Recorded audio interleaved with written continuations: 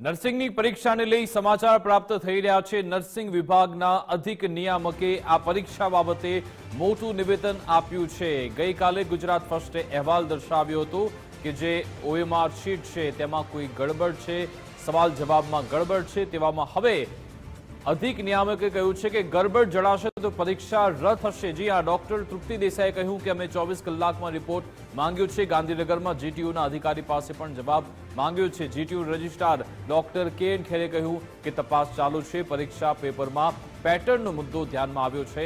હાલ ડેટાનું એનાલિસિસ થઈ રહ્યું છે। આ કેસની અમે સંપૂર્ણ તપાસ કરી રહ્યા છીએ। વિદ્યાર્થીઓના હિતમાં નિર્ણય લઈશું તેવું પણ કહેવામાં આવ્યું। પરીક્ષામાં ગોલમાલનો વિદ્યાર્થી નેતા યુવરાજસિંહે આરોપ લગાવ્યો હતો। ને એક્ઝામ લેવાનું આપ્યું હોવાથી એમની સાથે વાતચીત કરવામાં આવી અને એ જ રીતે એમણે જણાવ્યું કે અમે આ રીતે કરીશું અને અમે એમાં થોડા સુધારા વધારા કરીને વાત કરી અને જો કંઈ પણ ગડબડ હશે તો અમે બીજી વાર એક્ઝામ લેતા અચકાઈશું નહીં, એ અમારી ખાતરી છે। એમને અમે પૂછ્યું કે આવી રીતની પેટર્ન શા માટે થઈ અને આવું શા માટે થયું, એટલે એમના દ્વારા કહેવામાં આવ્યું કે પહેલી રીતે જ।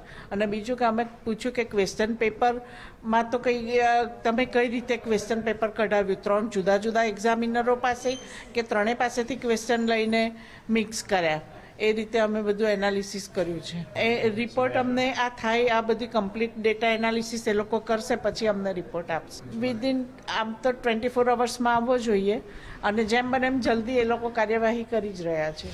અને જે છે પેપર સેટર અને એ પણ બહુ સિનિયર પ્રોફેસર કક્ષાના લોકો હોય છે, કાઢતા હોય છે અને જે કોન્ફિડેન્શિયલ મેટર હોય એટલે એ અમે પણ પેપર ખોલતા નથી અને ઇવન આન્સર શીટ પણનું કવર પણ અમે ખોલતા નથી। હવે એણે કયા રીતે કર્યું, પ્રથમ દ્રષ્ટિએ એનું કહેવાનું એવું હતું કે બધી જ કી ABCD સરખું વેઇટેજ રહે એટલા માટે મેં આવી પેટર્ન કરી હતી અને પછી જમ્બલિંગ કરવાનું જે આગળ પાછળ કરવાના હોય એ મારાથી રહી ગયા છે। અને બટ ઓબ્વિયસ કે અમે જ્યારે આખું પેપર સીધું જ એજન્સીને પ્રિન્ટ કરવા માટે આપી દેતા હોય અને આન્સર કી છે એ અપલોડ કરી દીધા પછી અમે આન્સર કી ખોલતા હોય એટલે એ અમારે બી ધ્યાન, જ્યારે પેપર જમ્બલિંગનું પ્રોવિઝનલ આન્સર કી કરતા હતા ત્યારે વિષય ધ્યાને આવ્યો છે અને જે કંઈ બી નિર્ણય હશે એ કેન્ડિડેટના હિતમાં કરવામાં આવશે। દરેક પ્રકારનું ડેટા એનાલિસિસ કરશું અને એને આધારે જે કંઈ બી વિદ્યાર્થીઓના હિતમાં નિર્ણય હશે એ જ કરીશું, એમાં કોઈ એ નથી। એટલે હજુ આજ સાંજ સુધી અમે આ ડેટા એનાલિસિસ કરીશું અને પછી જે સાહેબ સાથે મિટિંગ કરી અને વિષય વિભાગ અને એને ધ્યાને મૂકીશું, પણ ક્યાંય કોઈ વિદ્યાર્થીને અન્યાય ન થાય।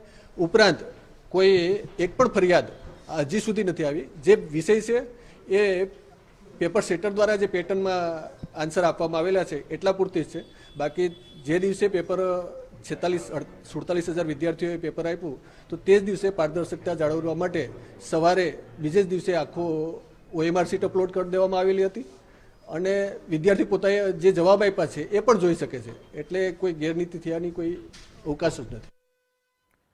તો આખરે યુવરાજસિંહે આ પરીક્ષાને લઈ શું આરોપ લગાવ્યા હતા તેમની પ્રતિક્રિયા પણ સાંભળી લઈએ।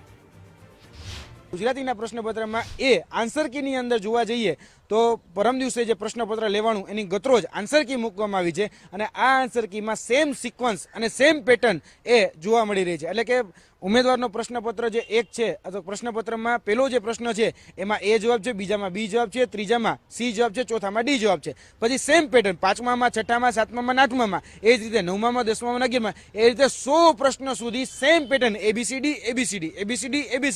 આ જે પેટર્ન છે એ પેટર્નથી આમાં જવાબો આપવામાં આવેલા છે। એટલે સેમ સિક્વન્સ અને સેમ પેટર્ન ABCD જે સિરીઝ હોય અલગ અલગ, કારણ કે પ્રશ્નપત્ર અલગ અલગ હોય। તમારું પ્રશ્નપત્ર હોય એમાં એવું બની શકે કે તમારો જે પહેલો પ્રશ્ન હોય મારો બીજો પ્રશ્ન હોય, મારો બીજો પ્રશ્ન છે કદાચ સામેવાળાને ચોથો પણ હોય, એટલે પ્રશ્નપત્ર અલગ હોવા છતાંય એ બધા જ જે આન્સરો છે એ ABCD પ્રમાણે આન્સર કી પ્રમાણે જોવા મળી રહ્યા છે। એટલે કે કશું કાંઈક દાળમાં કાંઈક કાળું હોય એવું અહીંયા સ્પષ્ટ થાય છે અને અમે સ્પષ્ટપણે માનીએ છીએ કે આ કોઈ સહયોગ નથી, આ કોઈ પ્રયોગ પણ નથી, આ સુનિયોજિત રીતે થયેલી ગોઠવણ છે અને આ ગોઠવણમાં પોતાના મળતિયાઓને પોતાના લાગવકિયાઓને ક્યાંક ને ક્યાંક સેટ કરવાનું સુનિયોજિત કાવતરું હોય એ આ આન્સર કી જોઈને તો સ્પષ્ટ લાગી રહ્યું છે।